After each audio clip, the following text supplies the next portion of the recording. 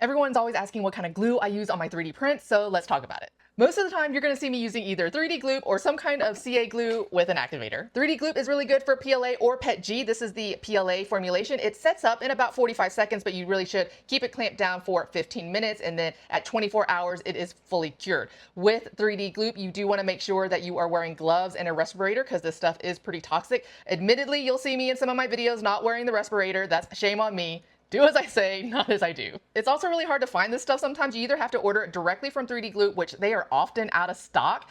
I've had a lot of luck getting it from Matter Hacker's website, but they go out of stock as well. It's not cheap. I think this bottle is $34.99. Pro tip, this stuff tends to evaporate really quickly. So when you store it away, make sure you tighten that lid really tight, and I like to throw it back into the original packaging for storage. The other glue you'll see me using most of the time is a CA glue with an activator. This is the Miter Appel brand that I get off Amazon. There's another brand called Kraken that works just as well. The crappy thing about this glue is these tips get clogged up and stuck. I've got half a bottle left of this and I cannot get this cap off. I can't untwist this. It is stuck. Because this was clogged up and I needed glue the next day, I ended up ordering the Starbond CA glue, which was available for next day delivery on Amazon.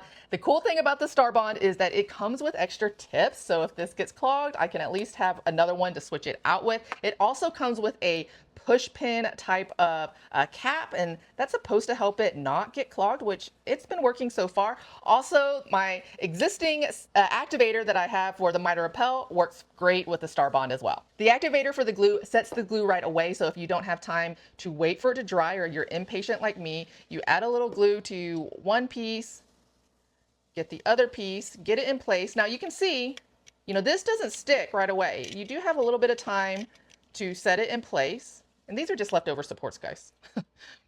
So once you have it where you want, you spray the activator on it. And yes, I am spraying the outside, but the activator actually gets into the seams and will cure that. So I know a lot of people are like, why are you spraying the outside? That's not going to do anything. It actually will get in there. So you see, this is now stuck.